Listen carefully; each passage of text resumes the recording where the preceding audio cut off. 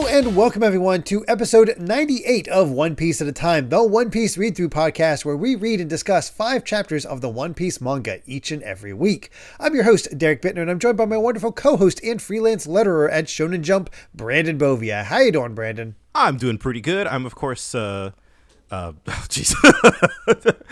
letterer of manga like Dragon Ball Super and Kaiju number 8. And speaking of Dragon Ball, I think... I cannot confirm this actually because I haven't. I think by the time the chapter goes live, we'll know for sure. I think we're done adapting superhero. Oh, thank God! In the Dragon Ball Super manga, I cannot. I at current I cannot, but I am pretty sure we have one more chapter of it left, just based off where the last chapter ended. Yeah.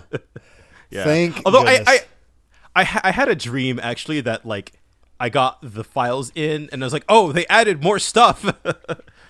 The fight's even longer now. Enjoy. Yeah, it's just like, oh, what? So no, we need to have a whole chapter dedicated to that Goku Vegeta fight. Yeah. You never know. Yeah. So maybe I shouldn't speak too soon, but you know, I have hope. I'll probably literally go check after we're recording this. But, yeah. God. So yeah, we are, speaking of things being over and starting at fresh beginnings, we're in a new arc. New arc, baby. Yeah. After like 100 chapters of Water 7 in his lobby. And this one's nowhere near as long. It's still lengthy, but not as long. And yeah, I can tell you right now, it's a contentious one. This is usually not ranked too highly on people's lists, and I forget if I've said this on the show or not. I know I've talked to you about it in private, Derek. Bottom 2 for me. Oof. Yeah. Have we hit the other bottom one? But or no. Are we still? Oh. and I think if you've read One Piece, you probably know what the other one is.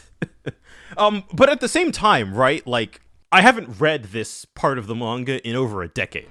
Yeah. So I'm willing to believe that like my tastes have changed. What I look for in stories have changed. And I'm just, I'm not the person I was when I was 20. So like, yeah, I could totally come off of this. I'm ready to accept it into my heart is what I'm saying. And I have, we're coming at it with fresh eyes because it's been a while since I encountered this. I can tell you, it's not in this set of chapters, but this arc does contain my favorite joke in One Piece. Yeah. So. And there's a lot of gags. Oh yeah. Oh yeah, there is. But before we get to our new arc, it's time to finally wrap up the post-Enos Lobby arc with chapter 441, Duel on Bonero Island, where this merciless space pirate tries to impale Neru. That's not going to end well for him. Okay, so this thing is a space pirate. I guess so, but it's like has timers or pressures on it. It's very odd. Yeah, no, I got no idea what the hell's going on with this. But of course, you can see Inru turn into lightning. Although, how does lightning exist in a You know what? Never mind. Yeah, I don't know. I'm not going to question it. I'm going to just say the moon has its own atmosphere, and that's how this is all happening. Yeah, we roll with it. Yeah, Again, I have no idea how to feel about Neru's title pages so far. Yeah, it's weird. Yep, that's for sure. But what's not weird, or maybe is weird, I don't know. But we have this fight between Ace and Blackbeard, and I know like this moment is pretty like highly regarded, I think, as far as One Piece fans go. I forgot how sick this fight is. Oh, like, it's amazing. Like to just show the power really set of these two. Yeah. Like I feel like we've never really seen like two Logia powers like go toe to toe. No, only really Ace against Smoker, and that's just to hold Smoker off, not like a serious fight. Yeah, exactly. Yeah, and that, I feel like compared to what Ace did back then, we see what Ace can do when he's not holding back. Yeah. Oh my God. It is a unbelievable brawl, because basically what this chapter is all about is showing off what the dark fruit can do. That's essentially all it is. Yeah, and I feel like it's not what you would think. It's a lot of things, which is the weird thing. Yeah. I feel like it can do a lot. There's a lot of different possibilities here, but the big thing is that Blackbeard's going to start using those dark powers, And the townspeople start running for cover, and even his own crew starts running for cover. It was like, all right, oh God. Yeah, we're out of here. And yeah, Blackbeard just unleashes this darkness wave around the town, pulling it all in and basically explaining that, hey, darkness is gravity. It sucks in everything, even light. So here, have some infinite gravity. And Ace is like, you're not even attacking me. It's like, no, I just want to show you what it can do to this town. And he uses a black hole to just suck up everything into the darkness. And it's just gone. He uses his gravity power to compress it all. And he basically just like spits it back out in this liberation attack with this just massive spread as you're seeing the remains of the town like fly all over the place. Yeah, he just destroyed an entire town with this one move, and there's just nothing left. Yep. And it's amazingly impressive. But I also like how Ace just responds with fiery doll and just sets him on fire. And yeah, he's just in that hot aspect. Yeah. And Ace is trying to figure it out even further. He's like, okay, it's pretty amazing, but it's weird. If your powers are Logia type, my attack shouldn't hurt you. So what's up with that? And that's our explanation. We get our explanation. It's like darkness sucks in everything, whether it's punches, blades, bullets, fire, lightning. Unlike you, I can't just turn into my element and avoid these attacks.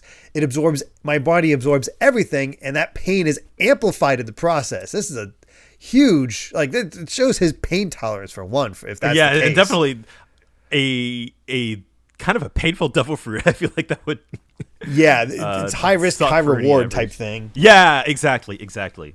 Yeah. And he says, like, well, in exchange for all that, I can actually pull in the body of devil fruit users, even if they're Logia type. And even if they're all Logia type, their powers don't work anymore if I grab hold of them. And he's able to just punch Ace, which is weird. Yeah, no. And God, the idea, like, his darkness can absorb devil fruits. I feel like, I mean, for one, like, that's really like, that is I feel like we're seeing we've seen the Logia users up till now basically they're like literally untouchable. Yeah. And so now here we have Blackbeard is like, nah, I'm the one thing that can hit you right now. Yeah, nothing you do can really stop me. And if I touch you, you're done. And I have this gravity thing to pull you towards me. And we get Ace like using his fire spears with St. Elmo's fire, which I love that attack name. Ace has so many cool attacks. Yeah, you really have to kind of get Blackbeard from afar, it seems like. But even still, he's able to just do this karate chop against Ace's neck as he's using St. Elmo's fire. And it's like, yeah, Ace is really taking damage here. Yeah, and I feel like, again, Liv, you really can't fight Blackbeard up close, but he'll just like drag you. He'll drag you in. Oh, yeah. It immediately makes you think, it's like, how would Luffy handle this? My God. Yeah, that too. Yeah. And there's an interesting comment here from I can't remember this guy's name, the sniper one with the weird hat, about how devil fruit users are like dependent on their special abilities. And, you know, like, oh, okay, well, you know, like Ace is holding his own, so he's like actually a competent fighter even without his power. But like, I think that's an interesting comment too about how like, the vibe I get is that Blackbeard was kind of nothing special until he got the devil fruit. Yeah, or maybe, well, yeah, and that he kind of bided his time on Whitebeard's crew for years. Until he basically just like took the opportunity. Is like, now I have the strongest devil fruit, so I'm the strongest. So I don't know. Well, the question I have is, was he not that powerful before the devil fruit, or did he gain a bunch of power and then just expanded even more with the devil fruit? Because we know he caused the 3 scars on Shanks's face. Oh, that's true too. So did that happen before or after he got the power? Yeah, didn't he say that was a sneak attack? Although I guess I don't know if he said it was a sneak attack. I don't think. Yeah. Oh, okay. I mean, either way, being able to damage Shanks, I think increasingly that is not an easy feat, as we'll see. Yeah, for sure. And yeah, basically the fight is destroying this entire island, and basically Blackbeard's like, I don't want to kill you, but join me. And it's like, nah, I'm not joining you. I want to live my life without regrets. So, yeah, we get this amazing attack from Ace. The Great Flame Commandment, Emperor. Flame Emperor, which just basically think the giant spirit bomb, except all fire. It looks freaking incredible. And we just see the darkness and the sun collide, and Ace's hat fall. And all we're left with is that this duel would be later identified as the trigger for the major events that were to follow. And ominous. Yeah, very ominous. And all I can say is, yeah, it does. Yeah. I really love these two lines here in particular on that the last page, where Blackbeard comments like, is the sun or the darkness gonna win? Comparing Ace's Flame Emperor to the sun, but then also like Ace's own dedication to like he wants to make Whitebeard the king of the pirates. That's the last thing he says. Yeah, that's all he cares about, and it's a wild one, that's for sure. It's quite the start. Yeah. But yeah, that's it for now for Ace and Blackbeard. We're not going to be seeing that for probably a while. Yeah, we'll come back to that. Yep. Put a pin in it. Instead, it's time for chapter 442, Adventure in the Demonic Sea. And Neru takes out this space pirate no issue. Yeah, of course. With a kick too. I love the title, Divine Punishment to the Blasphemer. I still have no idea what this thing is, but sure. No. Yeah, why not? We'll just roll with it. Yep. And I like how we take a little bit of time to just show off what Thousand Sunny can do, like what it's capable of. And of course, the first thing we got to do is show off the aquarium where Usopp and Luffy catch a cool shark, and they toss it into the aquarium, and everybody else is hanging out down there. It's like, it's great. And then they're like, what? They put a shark in there, and they went to go check it out. It ate all the fish. Ate all the fish. And there's just a bunch of debate about like how we're going to cook it, and the typical One Piece dialogue that just makes you love this crew. It's fun to see them hanging out. Some of my, we're kind of between arcs right now. They're all just goofing off. They're having fun on the new ship. Yeah. I small detail, it doesn't matter a whole lot, but I love how Frankie holds his tea. Oh, yeah, in the palm of his hand. Yeah, just straight up in the palm of his hand. It's like it's so tiny. That's great. Oh, man. But we get to see a little bit more of each one, where we got this massive bath for everybody that Nami just finished taking. No fan service, though. That's the funny thing. I was surprised. It's like, oh, bath? No, okay, yeah. Well. Yeah, no fan service, but just honestly, I'm just more impressed by how huge this place is. Like, my God. Yeah, I know. Frankie pulled out all the stops. Yeah, and we get to see the sick bay. It really feels like they're just like they're riding in luxury. Oh, yeah. What a step up. Yeah. I mean, Chopper looks very happy in his new sickbay room, and Zora's hanging out at the new top of the mast that's enclosed and whatnot, where he spots a barrel that says treasure on it. They pull it up, and basically we get this explanation of something called barrel drifting, a treasure offering as a means to offering it to a god. So they're like debating, like, do we take it? Do we not? Like, no. Basically, the idea of it is that you take it and then put something new in it from your ship, and then have it drift again for the next set of pirates. So interesting. I don't know if that's a thing from real life or anything like that, but yeah, it's a neat love that concept. Zoro's just like, I bet it's booze. Let's drink it. Yeah, he's up for the booze. He's ready for it, and. Luffy's like, hey, God, I'm going to have a snack. Forgive me. He's like, what? Hey, didn't you just beat up God? Yeah. But no booze in here. Instead, a flare goes off as soon as they lift it up. So it's like, what's up with that? And Robin's, of course, like, someone's about to come looking for us. And they're like, well, what should we do? It's like, I don't know. But all of a sudden, a huge storm comes. And Nami gets to show off her skills, and Sunny gets to show off more of its skills as they fold up the sails and bring out the paddles, because their soldier dock system has channel 0, which allows them to paddle through the storm and not have to worry about the sails at all, which is really cool. We'll see more of this throughout the set of chapters, but I love, God, like the Sunny feels so much like a mech. Yeah. you really feel like, Frankie kitted this thing out. Yeah. I you know what? that makes sense considering what we've seen of Frankie himself. So yeah. Yeah. But thanks to all that, they got through all of it, but they end up in a dense fog. And that's when they realize is like, oh, yeah, we've just ended up in the Florian Triangle, place where ships disappear into darkness forever. God, yeah. And even we heard about this before, but, of course, Usopp is freaking out, and Sanji's just like, every year, over 100 ships vanish in the Florian Triangle without a trace. So, yeah, he's just eating it up. It's great because the funny thing is that it makes sense because they're like, how do you know about all this? It's like, well, Kokoro told us it's when he wasn't there. So, oh yeah, that's right. Yeah, and I love he's using it as a chance to scare Usopp. Yeah, I love that Sanji. I didn't notice before, but he lit a match to make to light his face to make it look intimidating. Yeah. Oh gosh, but then all of a sudden they start hearing a creaking and a yo-ho-ho singing, and they're like, what is going on this?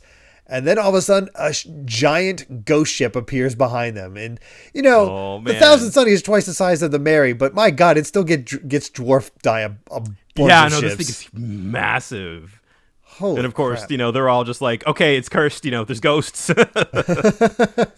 It's like, don't listen to that music. It's trying to steal your souls. That's what spirits are always trying to do. And Robin's just like, who's on this ship? It's like, well, I guess we'll just have to fight it. And we get to see who's actually singing.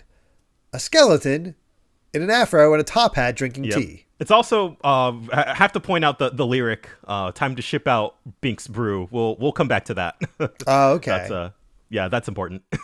I can't quite remember. I remember the key thing about this skeleton, but I don't remember the setup to that. But yeah, as soon as Luffy sees this, is like, yeah, I gotta go check this out. Yeah. And they drew lots to see who go with them, and it ends up being Nami and Sanji. Yep. So they're climbing up, and that's when the skeleton greets them, and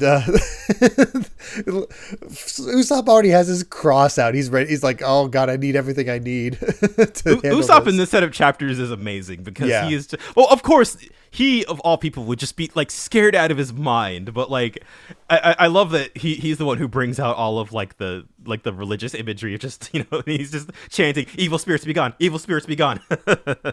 It's really, really good.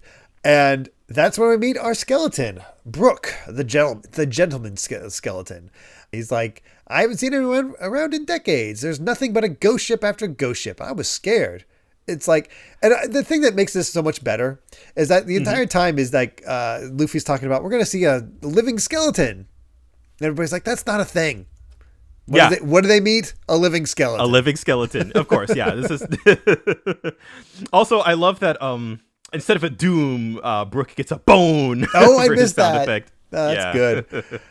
And, well, Brook here is a tad polarizing, I'd say, because he has a lot of jokes.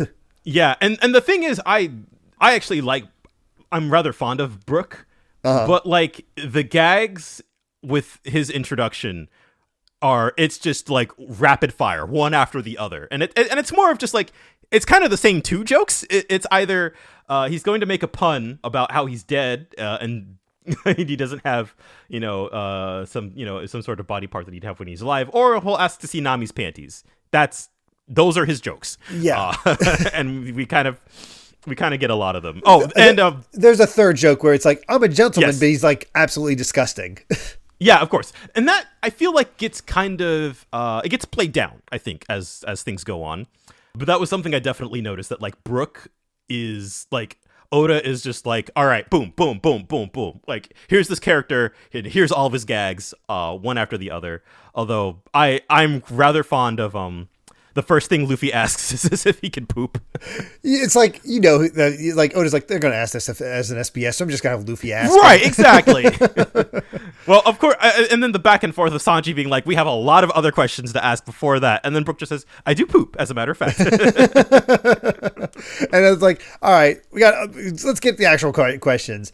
Why are you nothing but bones, yet still alive? Who are you? Why are you here? What happened on this ship? What happens in the waters around here? Answer all that. And Luffy's like, no, I don't care about that. Hey, join my crew. I'd love to. Yeah. And then, hey, that's it. Yeah. Well, I guess we have another member of the crew already. Well, we're up to up to 9. Yeah, we just got Frankie back, or got Robin back. We got Frankie, got Usopp, and might as well add another one. Here's just a skeleton. It's like, which I do think my favorite thing about this bit, in the sort of the preceding chapters, is like Luffy's just head over heels for this guy, just immediately. Yeah. He loves him to death immediately. Everybody's freaked out, but Luffy's like, no, this is my jam. I love this. Yeah. I should mention, though, that there are no SBSs this time around. It's just shoving off the Thousand Mary in the plans for it. So, Thousand what did I say? The Thousand Mary? Thousand Mary. You said that, yeah. Like a combination. Oh, it's going to take a little bit to adjust to that, but yes. Yeah. The Thousand Sunny. And I don't think there's too much to mention with all these. It's just kind of showing off the plans and it gives you more of an idea of the ship. It's really cool to see. Not a whole lot to comment on, though. Check it out for yourself. Yeah, exactly. With that said, let's get to chapter 443, Thriller Bark, which, hey, that's the name of our arc. Yeah, here we go. But all of a sudden, as far as Aneru, he's defeated the space pirate. Everybody else around him is dead. And there's a sudden explosion in the distance. It's like, what is happening now? Yeah, the moon is busy. Yeah. Not really giving him any kind of break. Like, you'd think it'd be just nothing, but nope, there's just all kinds of crap. Okay.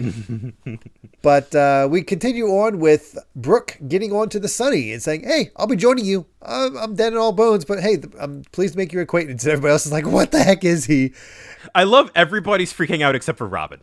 That's appropriate. That makes a lot of sense. And Luffy's little grin in the corner. He's so proud of himself. And the other two are ashamed because they couldn't stop him. Yeah. I love that, Zoro's just like, you went with Luffy so you could stop him from doing stupid stuff like this. Just like, sorry.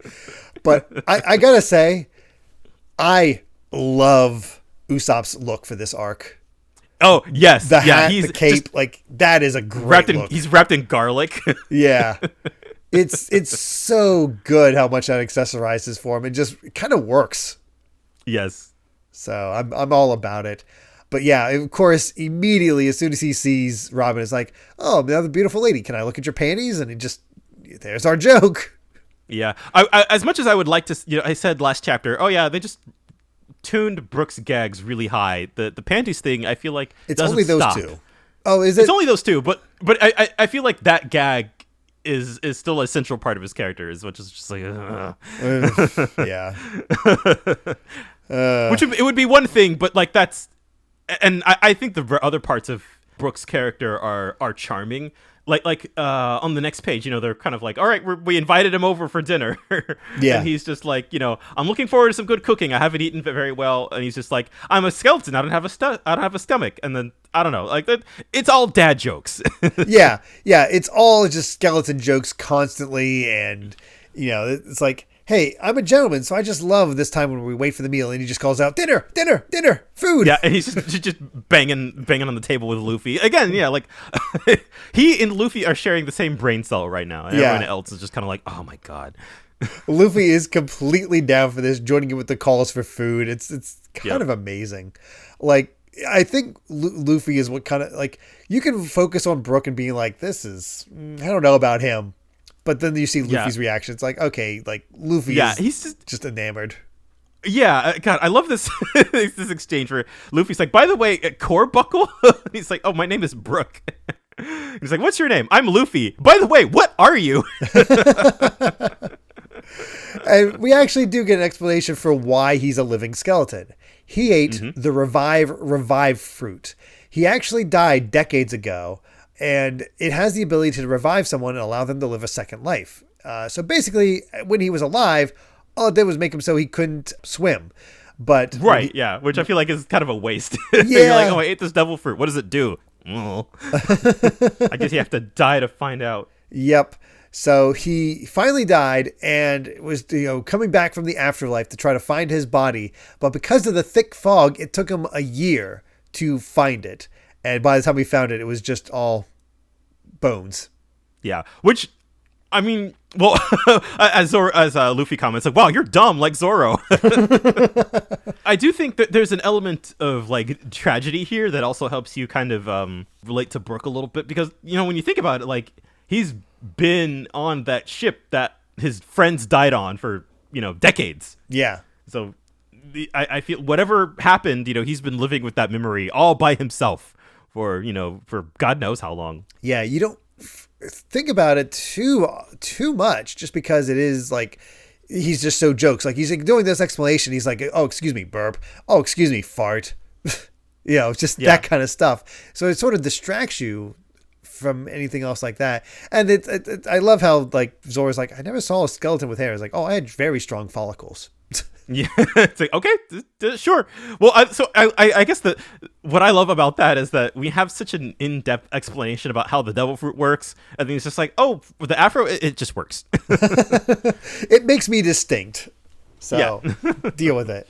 And that's when we get something very interesting about this, where it's like, oh, so you're not a ghost? It's like, yeah, I hate ghosts. I start crying at the sight of them. It's like, and Nami's just like, have you seen yourself in a mirror? And he's like, oh, no mirrors. And that's because he doesn't show up in the mirror. He's a vampire. So he's a vampire. He's a vampire. And that's why I was like, oh, crap. He doesn't have a shadow either. It's like, what are you? And they're all freaking out. He's just like calmly sipping. It's like, well, I need a lot more time to actually explain everything. But basically, the reasons for me being a skeleton and not having a shadow are completely separate. To be continued. Yeah.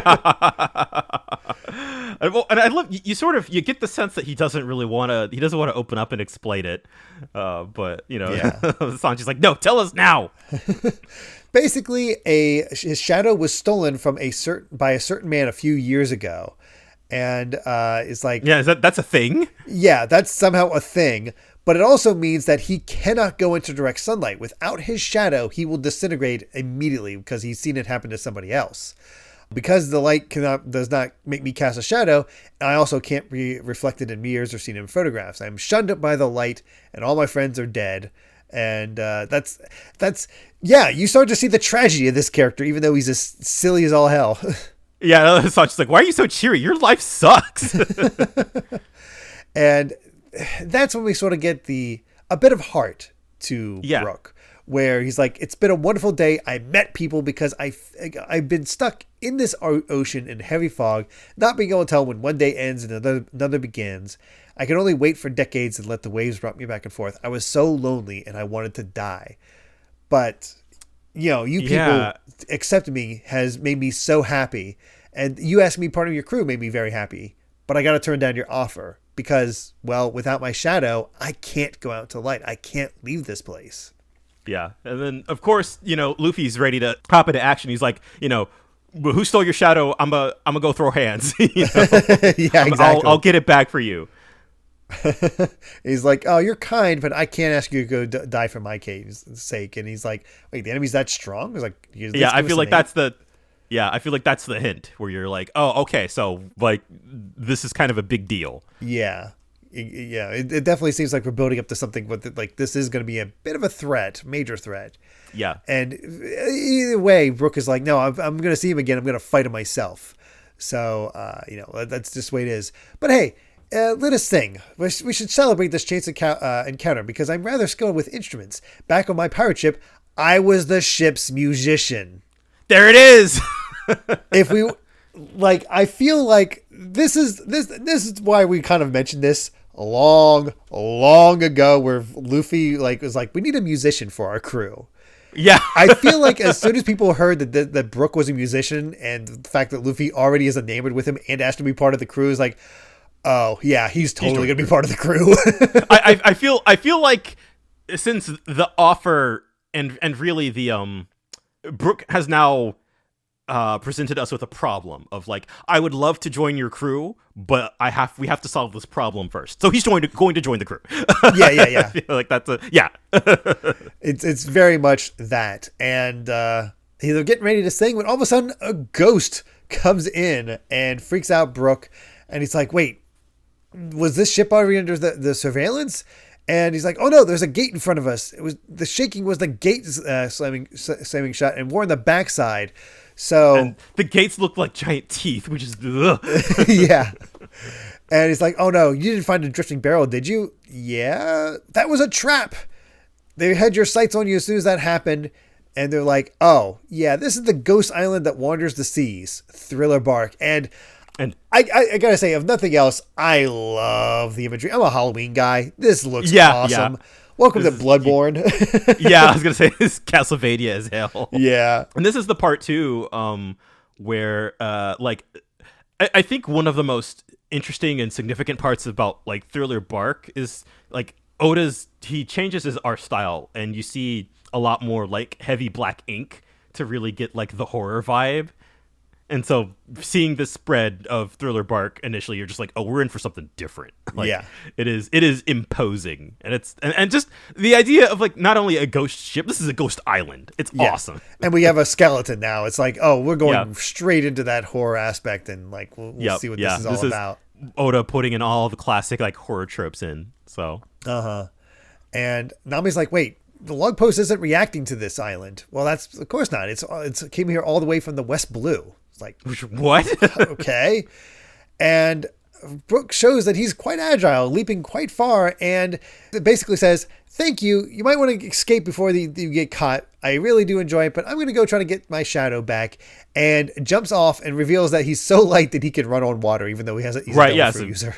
So he doesn't have to worry about sinking, and he can just run on water. But of course, everybody's like, okay, we should probably take his advice and leave. And no, Luffy's all ears, all grins. You see that grin, and you're just like, all right, yep. Well, here we go. Let's begin with chapter 444, Adventure on Ghost Island, where Neru's not happy. He saw that explosion. He's pissed. Like, this is my Vars. How dare you blow it up? After he was blowing up everybody else's Vars.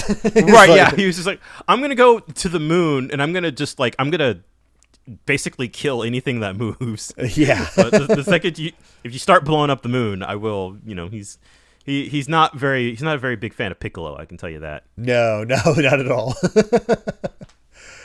All right. Well, we're into the chapter itself, and we basically get that recap where it's like, oh no, it's a ghost island, and we're trapped because of the teeth gate over there, and we kind of get a bit of an idea of what it all looks like, where there is an entire wall that connects to the top of the castle where the mouth gate is, and that's how they sort of pull in other ships. So yeah, this place is absolutely massive. Yeah, man. Oh, that's. And of course, we're basically like, we're stuck. We can't leave.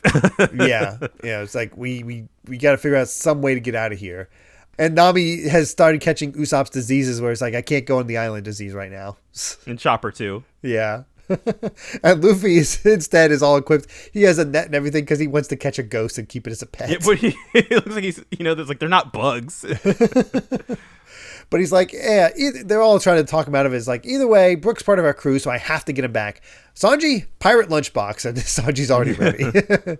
And they're like, Luffy, Frankie, you better protect Robin because she's planning to go with them. And, I love Robin here. It's like, I love a good girl. Again, she's the calmest one here. She's just like, oh, this looks like fun. Yeah, that's her aesthetic. She's all about it. But then we find out that there's some things that Frankie has not shown yet.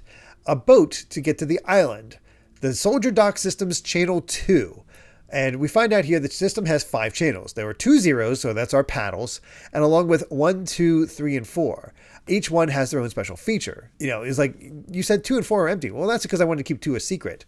And if you have no intention of going to the island, you can just try it out now. See what it's like. And they dispatch the shopping boat, Mini Mary. Yeah. Oh man, this warmed my heart when I saw this. It's so cute. Just a steam-powered paddle boat. How could you not love this thing? That's a bath toy right there. No, oh, it absolutely is. Yeah. Oh man. and Usopp's so happy. That's Mary came back to life as a lifeboat. Oh gosh, everybody's sort of delighted by that, and Luffy immediately wants to switch so he could ride on it too. And he's like, oh, we're going to be riding on it anyway. Let them enjoy it. And this is when we get a breakdown because they might have seen 1 and 3, but we have not. Basically, Channel 1 is the 1-seat Waver. So he turned Nami's Waver into a horse. Oh, I didn't realize. Yeah, I didn't realize that's what that was. Wow. Pretty cool.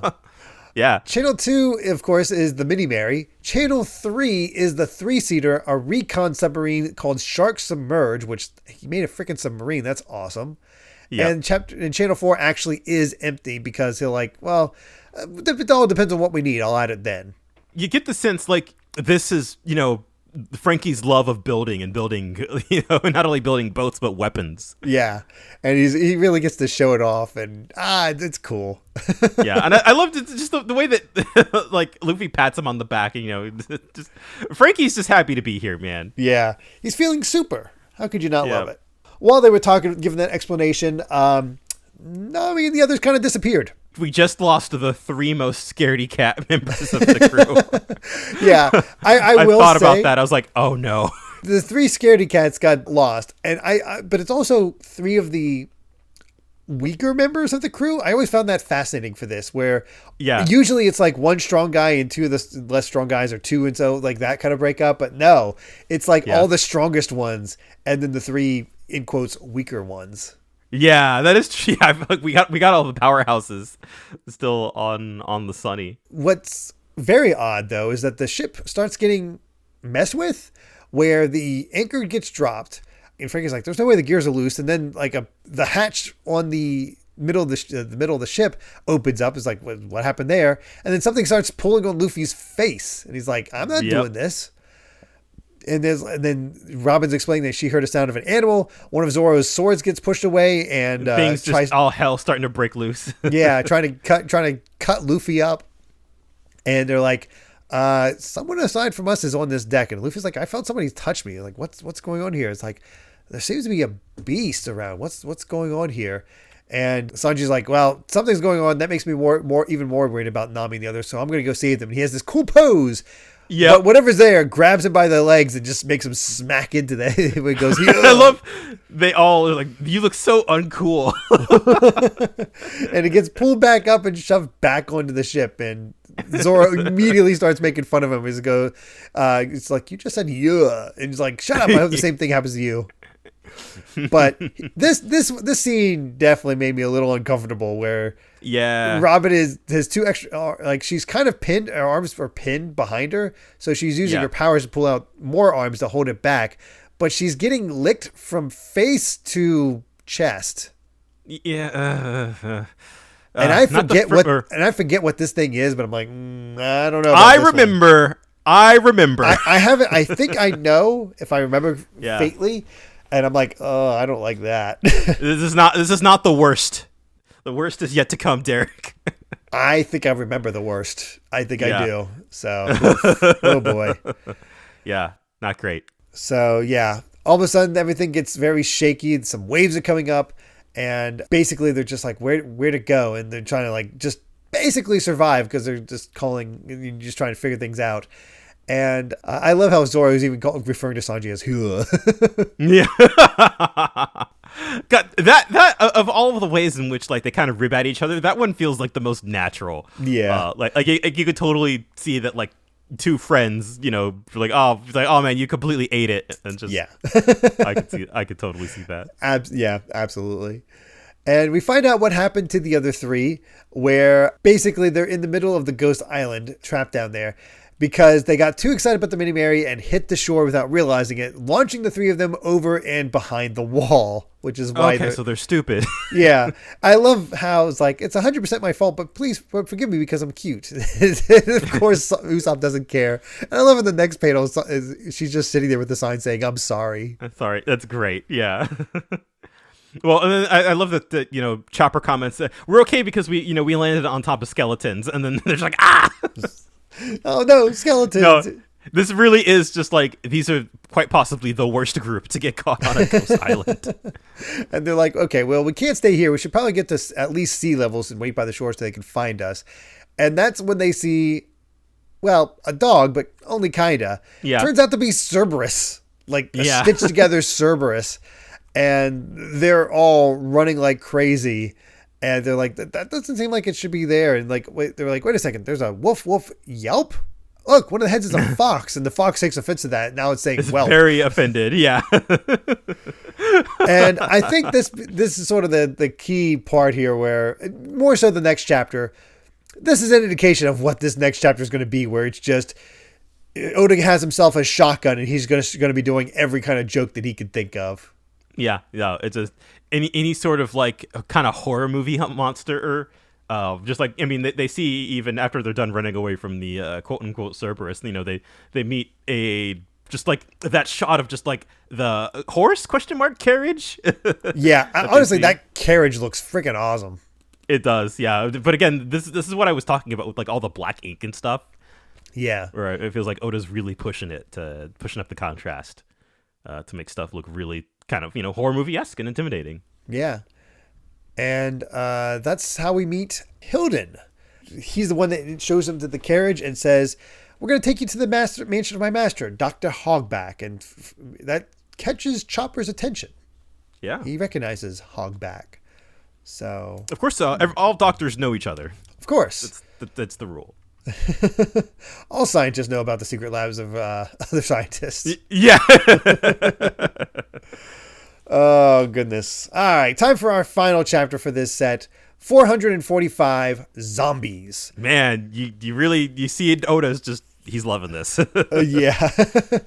Where we see the Space Pirates Moon Ruins excavation plan, and we got some wild designs here. Yeah, I was going to say, this is weird. I don't know how he's coming up with this stuff. Yeah, I was like, God, even for somebody like me who supposedly knows everything and is caught up, I'm like, what the hell is happening? I could not tell you. It is very, very strange. We'll just have to let that one go. I don't know. Yeah.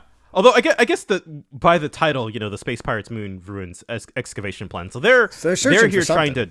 Yeah, exactly. They seem to have some kind of like factory setup, but like, no, these designs are out there even for Oda. Yeah. Oh man. Speaking of wild designs, we're going through this creepy graveyard and everything's clopping, and there's something I missed the first time, and because they're like, I couldn't really see because of the fog, but wasn't the horse drawing this carriage kind of weird? And you see it, and there's like one guy, like a hunchback or a flea man from Castlevania, riding on this weird dog-like thing. But then the actual horse, it's not a guy riding a horse, it's a guy that's basically a centaur. Yeah, it's just, neither of these are horses. No, you know what? I know there's constant jokes, but as far as art concerns, if Oda ever finishes One Piece, he might be able to do a pretty awesome horror manga.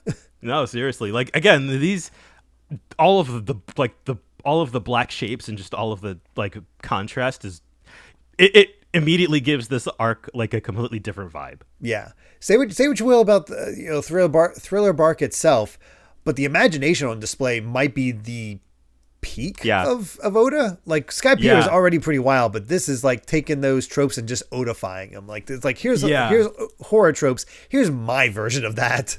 Yeah, and I guess that's the thing too, is like what we've been seeing for the past like 4 chapters. It's just, again, it's like shotgun approach. It's just like, here's all the ideas. I'm just gonna lay them all out on the table and see what works. Yeah, and we'll see if that works. I don't know. But basically explains is like, the forest has many strange animals. It can be dangerous to walk alone. They're all just trying to explain it. But if you want to wait for your friends, I'd advise waiting at the mansion. And Chopper's like, hey, that works. I get to meet Dr. Hogback. And God, that's so suspicious. I know. Especially because we're starting to see, like, we're seeing things stitched together, and we know about a doctor. Yeah, that's especially like when Dr. Chopper's talking about, like, oh, he's saved many lives with miraculous surgeries. Oh, yeah. Now, not to jump the gun, because I don't exactly remember how this plot point plays out, but I feel like you could probably put 2 and 2 together. Yeah, very much so. Like I don't remember a lot of the finer details of Thriller Bark. It's once again, it's mostly like the overarching type things. Mm-hmm. It's weird. It's and you see all the stitching and all that. It's like you can put 2 and 2 together. You kind of know how this is gonna go. Yep. Apparently, this hogback vanished one day, so he either went missing or was kidnapped, and nobody ever found anything out afterwards. So it's more of a legend now. I feel like this island would be it would be very easy to disappear. Yeah. Very much so. And just even that line, it's like, oh yeah, the doctor is conducting research beyond the scope of mankind. Yeah. Meanwhile, Nami looks outside, sees a lion. She's like, what? And then it turns and it has like a man's face. It's like, what the hell? And I love that she's, drinking wine out of a wine glass, and then she screams and just like pours it on poor Chopper. and she shows what, like, this is what it looked like. And they're like, nah, it can't be right. Well, look for yourself. And I love this scene. When they look outside, the trees are dancing, snakes are dancing. It's demented Alice in Wonderland. This is the part where I was like, this is just Scooby-Doo. It really is. Like, some of these jokes don't land, but this one kind of works for me, where they look out, they're kind of shocked, they rub their eyes and they're gone. They're like, what's happening? Something was there. Yeah. And all Hilden says here is like, oh, did you have an hallucination? It's like, we weren't hallucinating. Something was wrong with this forest. It's like, well, due to the thick fog and fearful aura, there are many who hallucinate and see things that aren't actually there. And it's like, that's so suspicious. Yeah, that's a little too clear. It's like, Nami's like, nah, this is weird. We know it's dangerous, but we'll take care of ourselves. Can you turn around and take us back to shore? And Chopper's immediately like, but I don't get to meet Dr. Hogback. No. And Usopp immediately says, like, no. Either die trying to meet that doctor or leave the island alive without seeing him. What do you want to choose? Yeah. Like, well, I don't want to die. I'm scared of dying. Yeah. Hilden says that to the servants. It says, wait a moment. And they wait for 10 minutes and realize, oh, they just abandoned us. Yeah. Left in the middle of the cemetery. Again, which is just horrifying. Yeah. Especially because we see Hilden transform into a bat. Yep. Very odd. And then they're all running around and just laughing. And they're left in the middle of a cemetery. And what happens in cemeteries? Well, zombies start rising up from the grave. Oh, God. Yeah, just all of their faces. There's, God, again, this was the wrong characters to lead in this scenario. Or the best characters. Like, it's bad for them, but it's like, of course, if you want to have horror tropes, these are the three that you'd have react to this sort of thing. Yeah, exactly. This is the part where I think I was laughing more consistently as I was reading it. Yeah, Brook's jokes were kind of hit and miss. This stuff was actually really good, just because it's a nice peril, like it's perilous, but it's also funny, and it rides that balance pretty well, all things considered. Usopp thinks that oh, he got bit, he's gonna turn into a zombie, and then Chopper swoops in and like knocks one of their heads off, and then I love the zombies. It's just like, you dropped this dude, thanks, bro. It's really tosses good. His head back to him. Yeah, and they're all getting close to biting Nami, and that's when Usopp realizes, like, oh right, they don't like fire, so he uses his flaming star, and it's like, oh, that's really more effective than I thought it was going to be. Yeah, it actually did a lot. Oh, also I noticed he used his regular. Oh yeah, he's not using Kabuto. Yeah, not using Kabuto. I was Slingshot he's using. Yeah. Wonder where Kabuto is. I'm pretty sure he has it. Maybe. Maybe. I'm not Maybe sure. he's using it to hold up that sign on his back. Yeah, honestly, yeah, that might be it. And it's like, well, at this point, we might as well run for the mansion. But hey, it's all right. We cleared them out. And as long as we run, they can't catch us. They only groan and shamble. Zombies are slow. Yeah. Except these guys have seen 28 Days Later.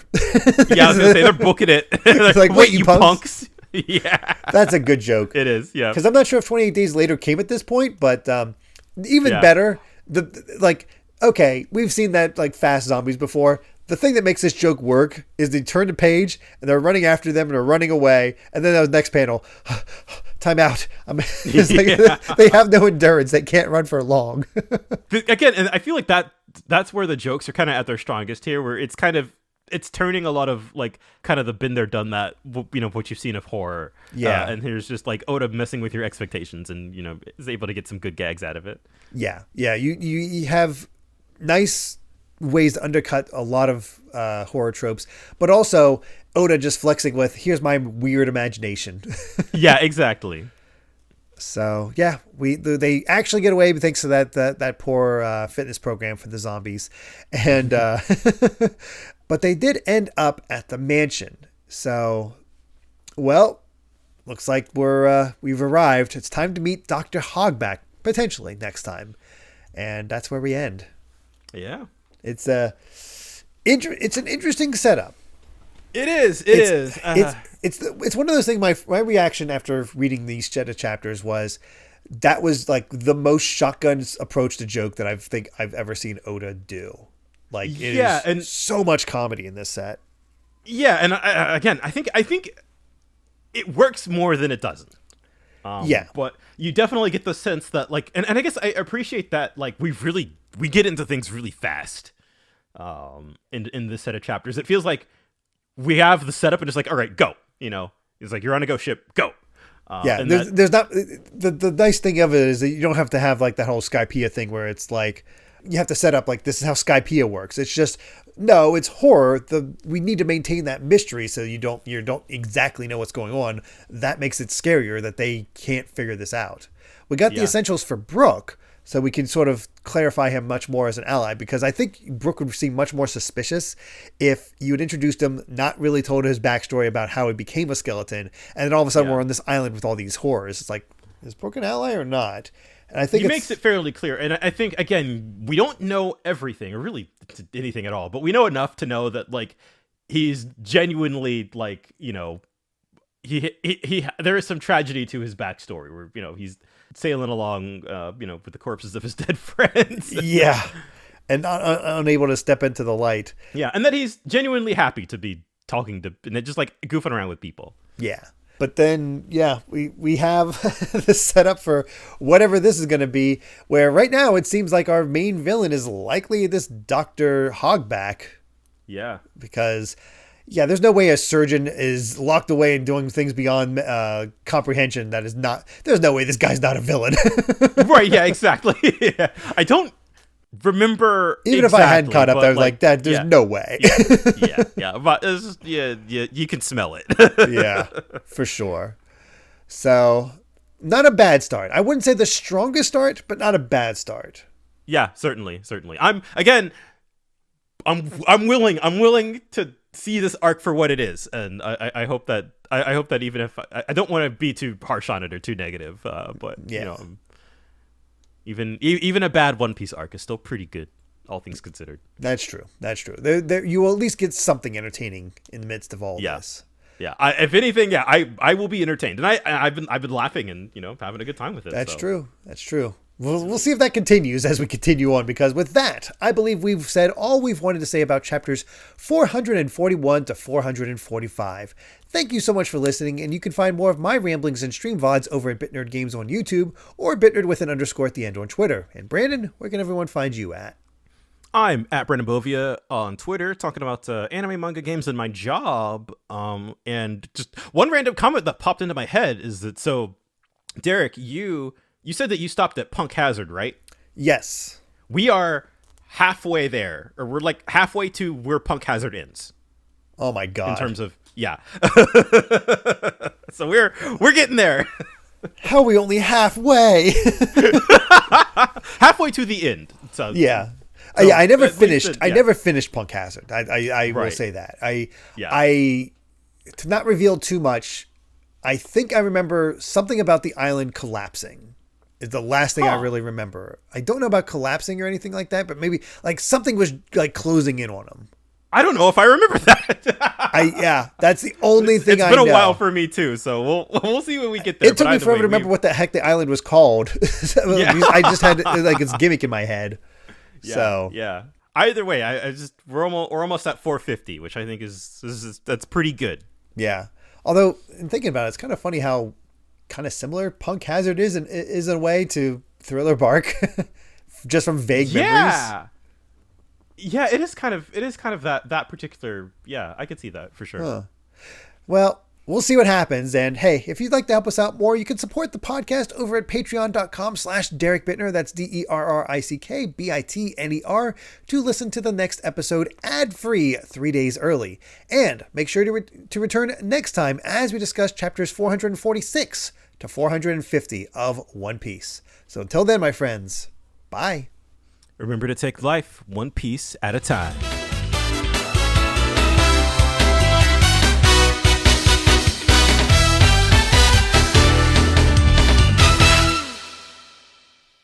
Then you're not immortal. It's more like you died once and it gave you a second chance at life. In short, yes. Excuse me. As I said, it's complicated. But during my first life, if you will, I was a pirate, just like you. That explains the ship! That it does. Excuse me again. I'm gonna beat some manners into you if I have to break every single one of your bones.